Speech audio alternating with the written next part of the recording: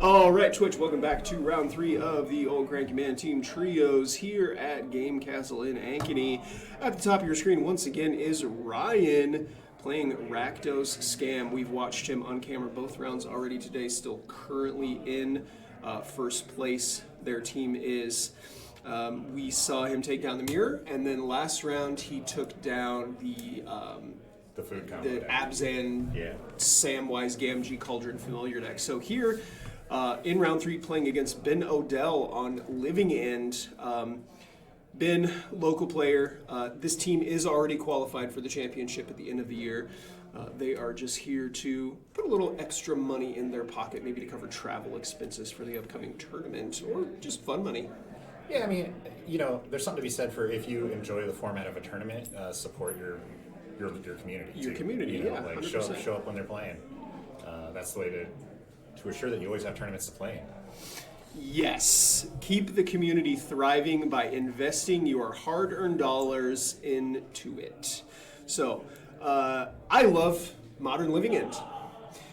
If I wasn't such a Tron stan, I would probably be playing Living End.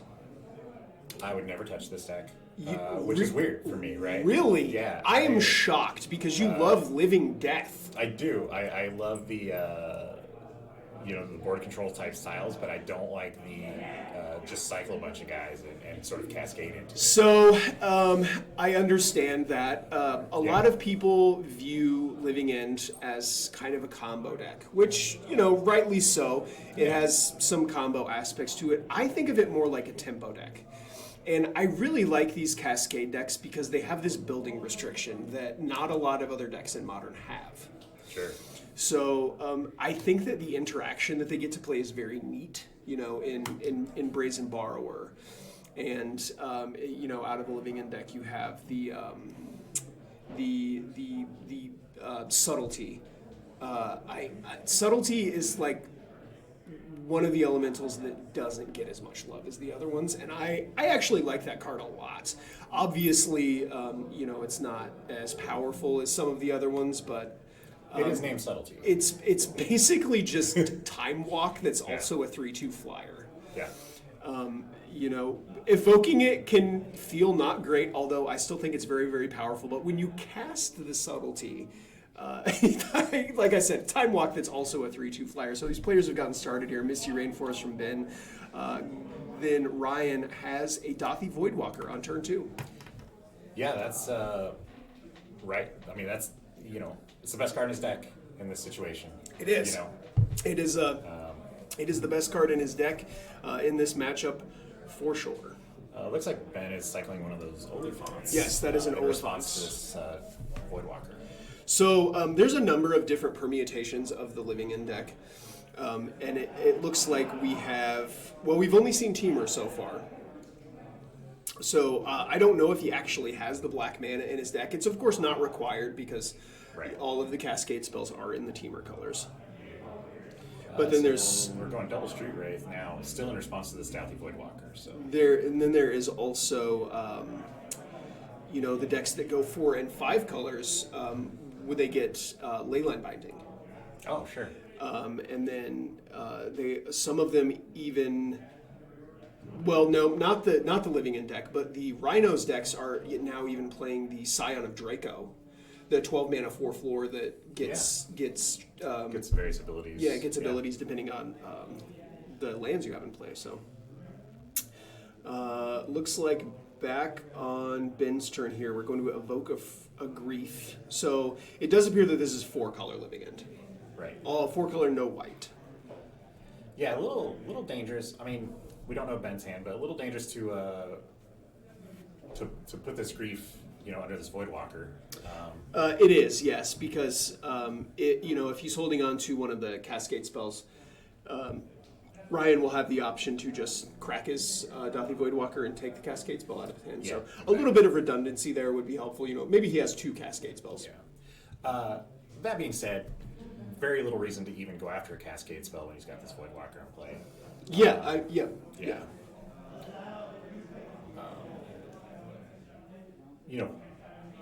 Not to say it would be bad for Ben. He would put in 2 Street Race and an Oliphant, and Brian does have swamps. So an additional copy of Dothi Voidwalker here, Yeah. and then followed up by the first copy of Dothi Voidwalker casting the Grief. It looks like Ben is going to respond by cycling the Oliphant. So we'll find a third land here. And we'll get to take a look at his hand and see what he's working with. So it's going to be a Steam Vents.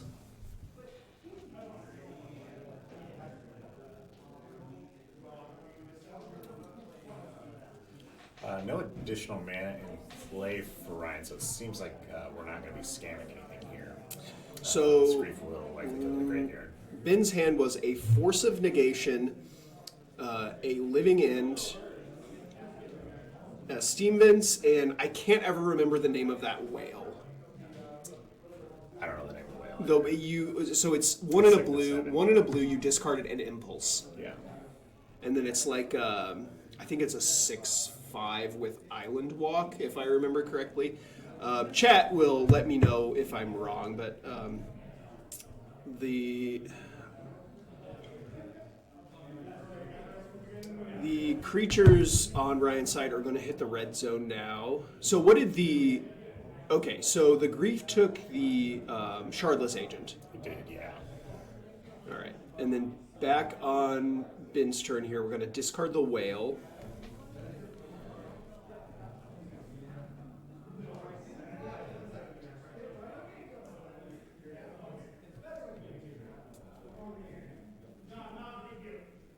So what are we looking for off this Impulse? We need a way to cascade. Yeah. So we've got...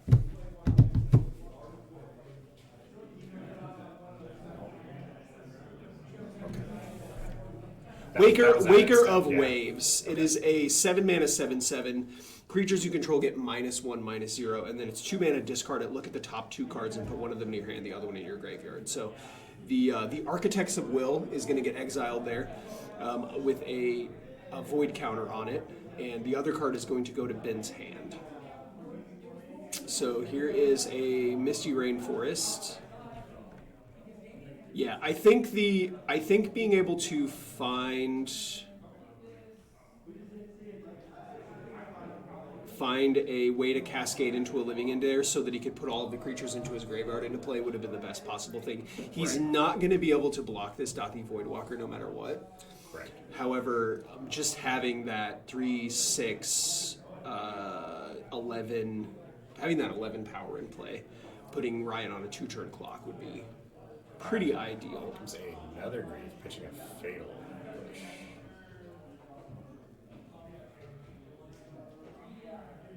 Lots of Grief here.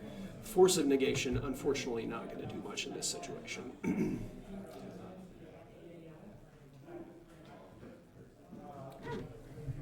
Is that a Generous Int and... That is the Curator of Mysteries. And it looks like players are done here. They're going to start sideboarding. We'll be back with Game 2 in just a few minutes.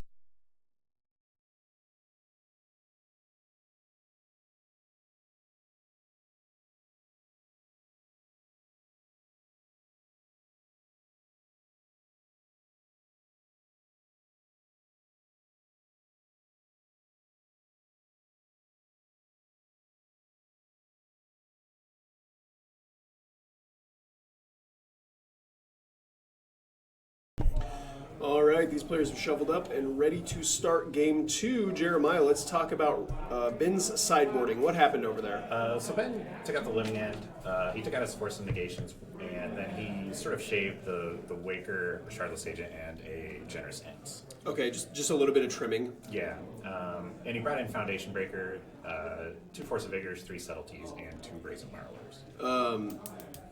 Okay, so just looking to get a little bit more interactive, I think. Yeah, absolutely.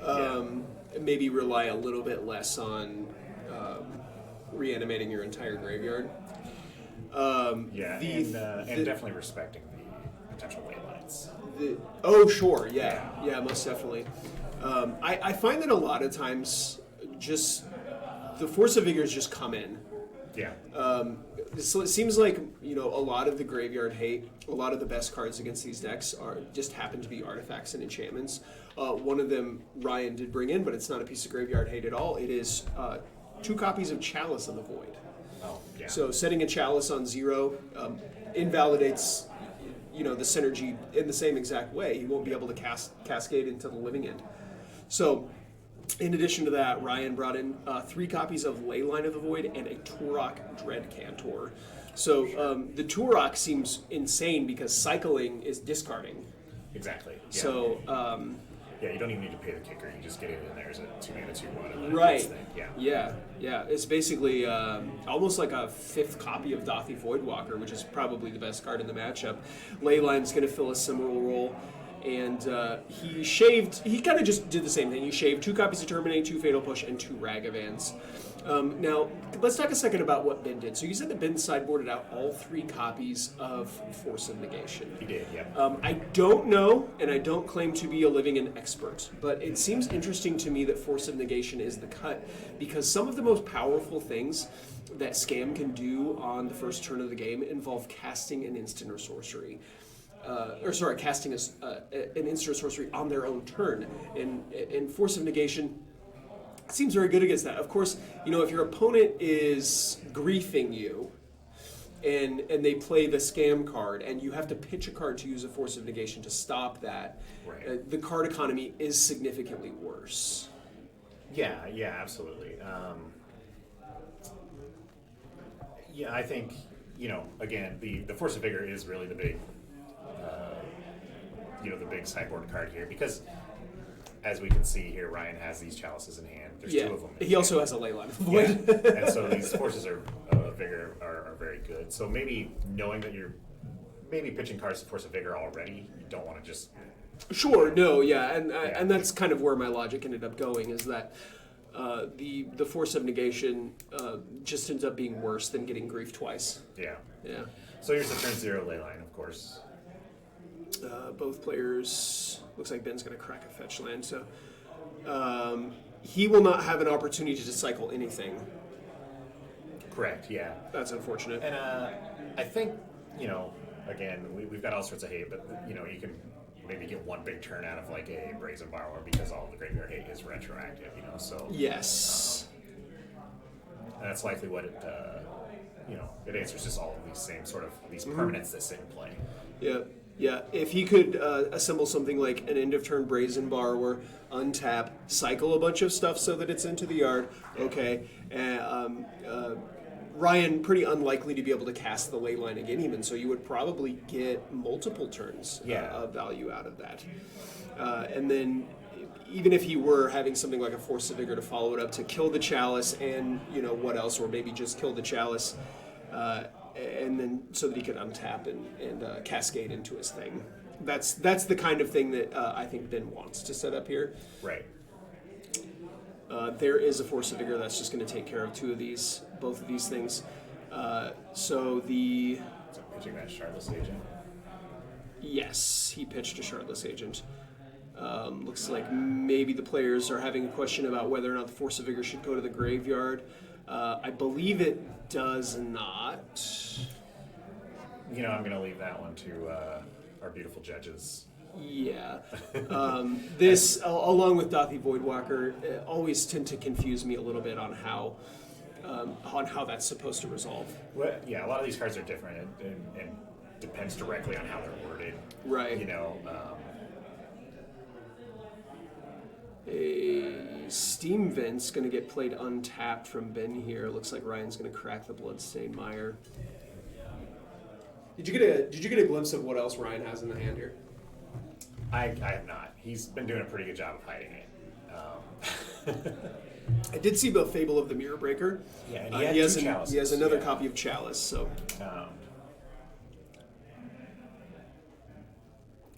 It seems like maybe he kept the hand on the strength of the amount of hate, the number of sideboard cards. Yeah, well, I believe he only had 1 land as well. Yeah. But when you get to have that many hate pieces, so he does have a Grief and a Fable, it looks like. Yeah, Grief, Fable, Chalice, and then I believe that last card is It looks white. I wonder if it's the wear tear.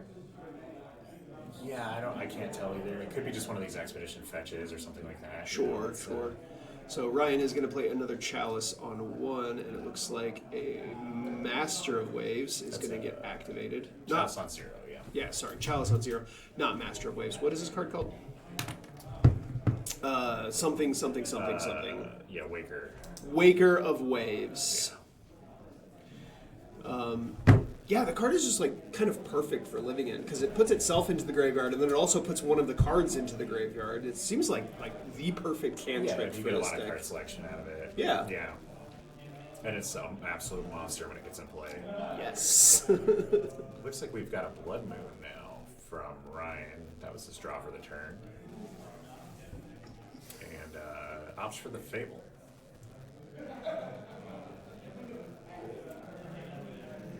Not a bad choice. It gives him an opportunity to kind of load up his own graveyard if he wants to. Not usually a winning strategy, but you know. So the Chalice protects him pretty well from the living end. I think he's just prioritizing that long game advantage out of the Fable of the Mirror Breaker, and then also if his opponent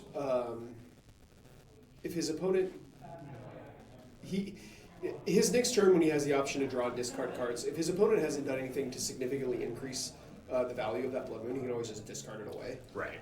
You don't want that card stuck in your hand if it's not actually accomplishing anything. And, Right. You know, if it's not going to push your game forward in any way. Like, basically, if Ben has a removal spell here to take care of both of these cards, the value of that Blood Moon goes up so much. Yeah, how many copies of Basic Force does Ben have? Do you know? I do not know. Or is there a common mana base? I don't know. I do not. I can check out a deck list here. It looks like this one just has 2 basic lands, 1 forest and 1 island. Okay. Let me take a look at another one. See. I mean, it really seems like the forest is the important thing to have because that's going to affect all of your cascade cards to begin with. But Yep. Yep. The one is just red green, and then the other one is blue green. yeah. So he would need to find an island as well. And if he intends to use this Foundation Breaker too to maybe answer this Chalice. All right. So yeah, I've looked at a couple of deck lists, and it looks like it's pretty common to just have 1 forest and 1 island. So Gotcha. I mean, that does seem pretty good here. The Blood Moon does, but yeah, I agree. I think maybe we're considering just being in the mode of getting our opponent dead while they can't do anything. Mm-hmm. Yeah, prioritizing committing to the board. Like I said, if Ben happens to have an answer for all of this here, that Blood Moon's still good. It looks real good. Yeah, absolutely. So, Grief hits and we get the Violent Outburst. Yeah, unfortunately, not going to have green mana to play this Beseju here. Yeah. Beseju being able to take care of that Chalice so that he could untap and use one of his Cascade spells to. I mean, he's got a ton of power in his graveyard right now. If he was able to Cascade, You got a Fury to clean up. Yeah. Too in there. Yeah. But just a little stuck. A little stuck on the mana base right now. So the Fable of the Mirror Breaker is going to transform into Reflection of Kiki Jiki. Grief is going to hit the red zone, knock Ben down to just 7. He needs a combination of a way to deal with this Chalice, and looks like he's going to evoke a Grief. So is that a Fury? So I believe Ryan discarded the Blood Moon to the Fable. Yeah, he did. Yep. So the last card in hand was a Fury. So Ben is going to need a combination of a green mana and a Cascade card and a way to get rid of the Chalice. Seems pretty unlikely. Yeah, those drawing. things are gonna happen. Yes, Yeah. drawing 1 card at a turn. And he's getting griefed on his draw step. Yeah, and now being down to just 3 life is writing is on the wall. Looks like. Oh, that's so Got it unfortunate. griefed. Yep. And that is going to do it. Ryan is going to take this one down 2-0. Ryan's team, as long as they can win one of their other games here, should be able to double draw into the top 8. Yeah. Yep. So for Ben's team, they can still win this. This is a team event. Correct. There is still a Pioneer and a Legacy game going on. So just because Ryan won this game does not mean that his team won the match. A lot of Magic left to be played here at the Old Cranky Man Team Trios at Game Castle in Ankeny. We'll be back with round 4 in just a little bit.